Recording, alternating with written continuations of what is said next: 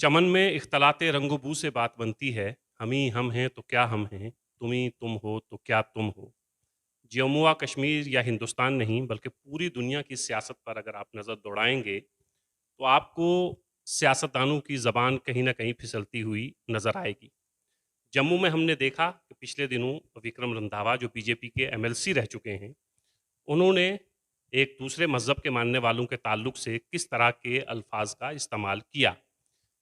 अच्छी बात ये हुई जो बीजेपी की तरफ से हमें देखने को मिली, वो ये कि बीजेपी ने बहुत जल्द उनके खिलाफ एक्शन भी लिया। साथ ही साथ हमें ये भी देखने को मिला कि एक एक से 1.5 साल पुरानी video, former MLA Poonch Shah Mohammad Tantray साहब की एक वीडियो जो है, वो भी इसके साथ गर्दिश करने लगी और उसको इस तरह जोड़ के दिखाया गया कि मानो कि ये वीडियो जो है रंधावा साहब के रिएक्शन में सामने आई है। शाह मोहम्मद तांतरे साहब इस वक्त हमारे साथ हैं, हम इनसे जानने की कोशिश करेंगे कि ये वीडियो जो रंधावा साहब के साथ वायरल हुई, ये कब की वीडियो है और ये बयान उन्हें देने की ज़रूरत क्यों पेश आई? सर बहुत शुक्रिया आपने वक्त दिया है। जी, शुक्रिया मुगल साहब। सर ये बताइएगा कि ये जो अ, विक्रम रंधावा का बयान आया, उसके बाद आपकी वीडियो भी देखने को मिली। तो ये वीडियो कब की है और इस तरह के बयान एक पॉलिटिशियंस को देने की ज़रूरत क्यों पेश आती है? मुगल साहब, मैं अगर सच बताऊँ आपको तो हमारा यहाँ पे पुंछ में एक प्रोग्राम हमारी पार्टी का, अपनी पार्टी का बन रहा था। मैं उसमें इस कदर मसरूफ़ था कि मैं रंधावा साहब जो हैं, जिन्होंने कोई स्टेटमेंट दिए, मैं उसको भी नहीं सुन सका। I was so busy. तो अब मैंने ये देखा कि उसके कुछ दिनों के बाद जब ये वायरल हुई मेरी वीडियो, तो उसको उसके साथ जोड़ दिया गया, जो बदकिस्मती है। मैं आपको कहना चाहता हूँ, जैसे आपने फरमाया साल, डेढ़ साल पहले की बात है, मुझे वो एग्ज़ैक्ट डेट याद नहीं है। यहाँ पे एक मैसेज गया था जम्मू कश्मीर के लोगों को, कि किसी लीडर ने ये कह दिया था, या उनकी ज़ुबान से ऐसे निकल गया था, या क्या था। तो उन्होंने कहा था कि जम्मू कश्मीर के लोगों को लिटा कर तो उनको जय श्री राम का पढ़ाएँगे सबको। तो उसके कॉन्टेक्स्ट में मैंने उसको रिप्लाई किया था, ये डेढ़ साल पहली बात है।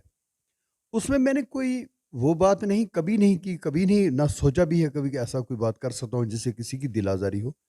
बल्कि मैंने सिर्फ़ ये कहा था उस वक़्त कि जय श्री राम क्या आप कह रहे हो ये, तो भगवत गीता को स्टडी करो, तो वो तो आपको ये परमिट नहीं करती है ऐसा कुछ करने की। मेरा वो कहने का मतलब था। दूसरा मैंने ये कहा था कि आप ऐसी बातें नहीं कर सकते हो। इस्लाम एक ऐसा मज़हब है जिसको इस्लाम ऐसा मज़हब है कि जो एवरग्रीन है। बड़ी-बड़ी ताकतें पहले टकराती रही है, रशिया जैसी, अमेरिका कर रहा है तो तबाही की तरफ जा रही है। हमारा मुल्क जिसमें हज़ारों तहज़ीबें हैं, जिसमें हर 50 किलोमीटर के बाद ये ज़ुबान भी चेंज हो जाती है, इसका कल्चर भी चेंज हो जाता है। तो हज़ारों तहज़ीबें लिए हुए ये मुल्क, इसको तबाह करने की कोशिश मत करो। ये तो एक पूरी दुनिया के लिए मिसाल है और इस मिसाल को ख़राब करने की कोशिश मत करो। अब आप ये जो आपको भगवद गीता की बात कर रहे हैं, तो ये तो आपको ये परमिट नहीं कर रही है, उसको पढ़ो, उसको स्टडी करो। तो आप कह रहे हैं हम ज़बरदस्ती लिटा के जय श्री राम पढ़ाएँगे, तो उसमें वो उस वक़्त के हिसाब से उसका उसके माहौल में मैंने जवाब दिया था। तो उसको यहाँ पे तोड़-मोड़ कर पेश कर दिया गया कि रंधावा जी जो ने जो कहा तो उसके साथ उसको जोड़ा गया, तो ये बदकिस्मती की बात है। अब मैं यही कहना चाहता हूँ कि हम जिस मुल्क में रहते हैं, इसमें हज़ारों मज़हब हैं, what is the greatness of our country Mughal साहब। मैं कहना चाहता हूँ, this I said on the floor of assembly during 2017 session, I think. उस वक़्त मैंने कहा था कि सबसे बड़ी परंपरा है इस भारत की क्या है कि रावण को हम राक्षस मानते हैं, उसको जलाते हैं, और इसी भारत के एक कोने में उसको भगवान मानते हैं और उसकी पूजा की जाती है। तो this is the greatest of our country, this must prevail for the betterment and upliftment of our country. तो ये जो बर्दाश्त का मादा है, अब आप किसी को पिन करें, जैसा माहौल बन रहा है, अब ऐसे हालात पैदा हो गए हैं हमारे भारत में कि कुछ लोगों के माइंड में बैठ गया कि मुसलमान को गालियाँ दो, इस्लाम के खिलाफ बात करो तो एकदम आप लीडर बन जाओगे। ये बहुत बड़ी जहरीली बात है। तो मैं मुगल साहब ये कहना चाहूँगा कि मुझे इसमें क्या कौन सोच सकता है, कोई भी, मैं कि हिस्ट्री का स्टूडेंट हूँ। मैं समझता हूँ कि जो श्री राम ने जो रूल किया, जो उनका रामराज आज सैकड़ों सालों के बाद भी उसको बड़ी मोहब्बत से याद किया जाता है, कैसे उन्होंने रूल किया, कैसे उनके 10 फीचर्स को आज भी माना जाता है। तो 10 फीचर्स में वो पढ़ेंगे क्या? उसमें कहीं लिखा है ये कि आप ज़बरदस्ती किसी को कहो कि आप श्री राम, जय श्री राम का नारा लगाओ? मैंने मेरा मतलब ये कहने का था उनको कि भगवत गीता को पढ़ो, इसमें कुछ नहीं है। बाकी ला इलाहा इल्लल्लाह की बात मैंने की, ये ला इलाहा इल्लल्लाह कोई मुसलमान का कलमा नहीं है। ये पूरी इंसानियत के लिए कलमा है। आप ग्रंथ साहब को पढ़ो, आप भगवत गीता को पढ़ो, आप कुरान मुक़द्दस को पढ़ो, आप इसको बाइबल को पढ़ो, तो सब तो यही मैसेज दे रहे हैं कि अगर आप वहाँ से शुरू करें ग्रंथ साहब से, तो वो क्या कहता है?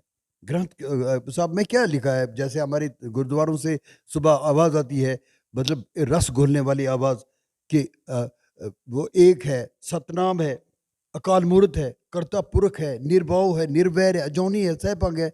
तो वो तो ये कहते हैं वही एक है जिसकी पूजा की जाए।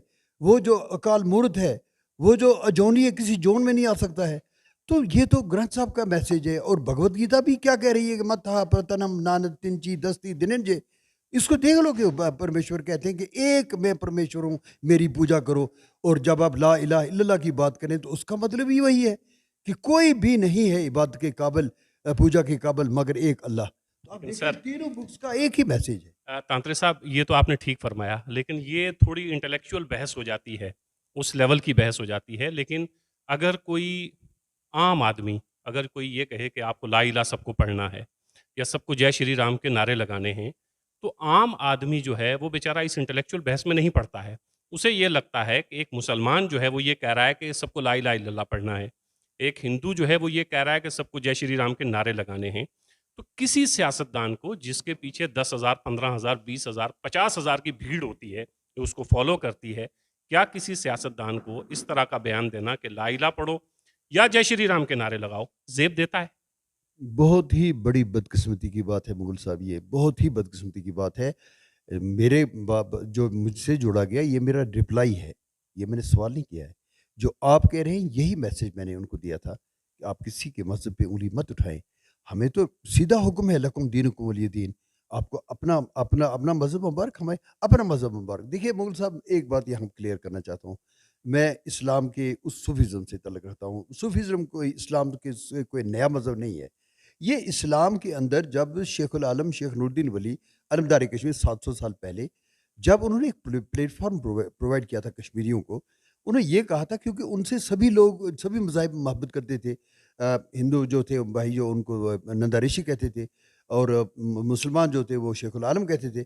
तो अब उनके पास मुरीदैन सभी थे, तो उन्होंने एक प्लेटफॉर्म प्रोवाइड किया कि अपने अपने मज़हब पर सख्ती से कारबंद रहो, अपने असूलों को अपनाओ, लेकिन जब आपस में मिलो तो सगे भाइयों की तरह रहो। ये वो मुगल साहब सूफीज़्म की रोशनी की किरण है जो गांधी जी को नज़र आई थी 1947 में। तो मैं ये आपको कहना चाहता हूँ कि ये तो कभी इजाज़त किसी को दे ही नहीं सकता है कि आप किसी के मज़हब पे उँगली उठाओ। हर एक को मुबारक है, कोई कहीं भी किसी की पूजा कर सकता है। कोई किसी को आप ये मैसेज आप किसी के मज़हब पे उँगली उठाएँ, ये मुनासिब नहीं है। मैं ये कहना चाहता हूँ कि हम तो एक ऐसे माहौल में रहते हैं जिसमें भाईचारा है, जिसमें हम एक-दूसरे के साथ बिल्कुल भाइयों की तरह रहते हैं, वही जो माहौल हमें दिया गया है और हम उसी पे चल रहे हैं और चलते रहेंगे। लेकिन मैं ये कहना चाहूँगा जो हमारे मुल्क में इसमें मज़हब के नाम पे सियासत करना ये मुनासिब नहीं, हमने नहीं की ऐसी। हमने सिर्फ़ रिप्लाई किया है।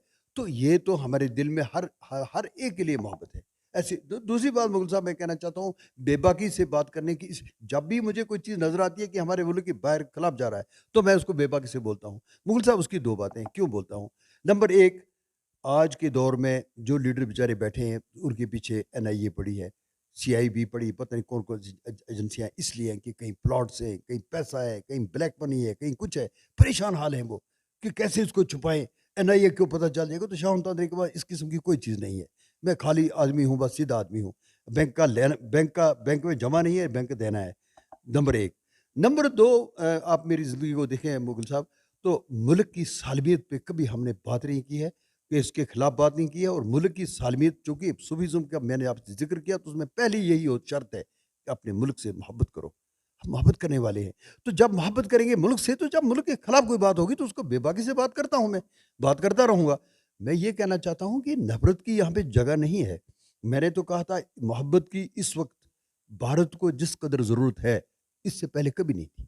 मुग़ल साहब, इससे पहले कभी नहीं थी। जिस क्राइसिस में हम हैं, मैंने आज से पहले आपसे बात की थी कि इस वक़्त के दौर में जितना क्राइसिस में इस वक़्त हमारा मुल्क है, इससे पहले नहीं था।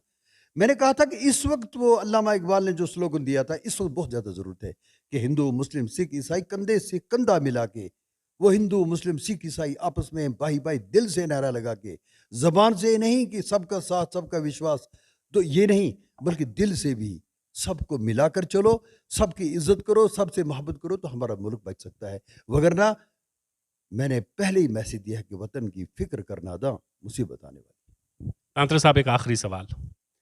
वोट की सियासत के लिए मजहब का इस्तेमाल करना, चाहे वो पीडीपी करे, चाहे अपनी पार्टी हो, चाहे बीजेपी हो, ये कितना जेब देता है?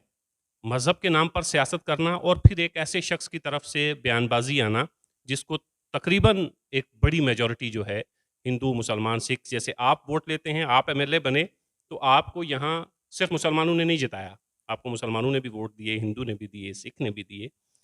तो इस तरह के बयानात जब किसी भी पार्टी या किसी भी बड़े लीडर की तरफ से आते हैं, तो फिर मजम्मत जो है वो क्यों नहीं हो पाती उतनी जितनी होनी चाहिए थी? देखिए बोल साहब, आपने बिल्कुल ठीक फरमाया कि इस वक्त मुल्क को अगर बचाना है तो देखिए, मैं सीधी बात अगर आपको कहूँ, मैं ऐसे भी कह सकता हूँ कि मोदी जी ने इसको बीजेपी को बहुत नीचे से उठाकर आसमान के नज़दीक पहुंचा दिया। अब वो बहुत मजबूत हो गई है, 2 सीटों से उठाकर 131, फिर आज 350 पे चले गए। अब ज़रूरत है, अब तो मजबूत हो गई बीजेपी, अब ज़रूरत है मुल्क के भारत को की हिफाजत करने की, इसको मजबूत करने की। इसको मजबूत करना है तो ये जो मज़हब के नाम पे सियासत है, इसको ख़त्म करना होगा। ये किसी किसी को मुसलमान समझकर, हिंदू समझकर उनसे उँगलियाँ उठाना, उस पे ये तकरीबकारी करना, ये यहाँ पे वो करना, इसको ख़त्म करना होगा। मैं इसकी शदीद तौर पे मज़म्मत करता हूँ। देखिए मुग़ल साहब, सीधी बात है कि मैं भी इसमें फ़ील्ड में हूँ, मेरी सारी क्लिप्स उठाकर देख लें। मैं जो भी बात करता हूँ, इस्लाह के लिए करता हूँ।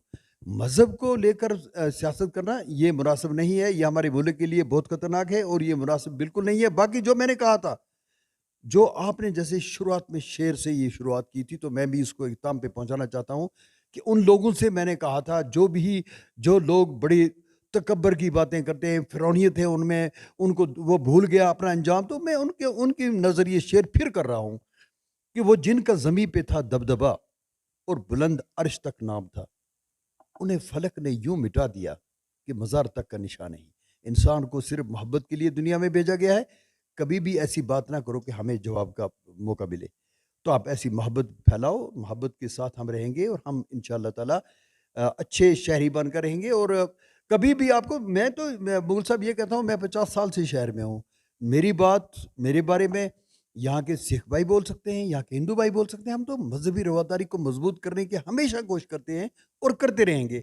और मोहब्बत की बात लेकर चले हैं और करते रहेंगे। ये हमारा ईमान है और ये हमें अपने मज़हब ने ये सिखाया है कि मज़हब नहीं सिखाता आपस में बैर रखना। ये थे शाह मोहम्मद तांत्रे साहब। शाह मोहम्मद तांत्रे साहब का बयान जो तकरीबन 1.5 साल पुराना बयान है, वो जब दोबारा वायरल हुआ तो एक ज़रूरत ये पेश आई कि शाह मोहम्मद तांत्रे साहब से जाना जाए कि इसका कंटेस्ट था क्या?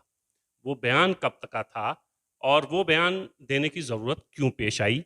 आपने शाह मोहम्मद तांत्रे साहब को सुना। किसी भी किसी भी लीडर की, किसी भी जमात के या किसी भी ऐसे शख्स के जिसके फॉलोअर बहुत ज़्यादा हों, इस तरह का बयान नाकाबिले बर्दाश्त है। चाहे वो किसी भी पार्टी का लीडर हो, चाहे वो मज़हबी रहनुमा हो, हर एक को अपने मज़हब, हमारा मुल्क यही सिखाता है कि हर एक को अपने मज़हब को मानना है, अपने मज़हब को मानते हुए दूसरे के मज़ाहिब का एहतराम भी करना है।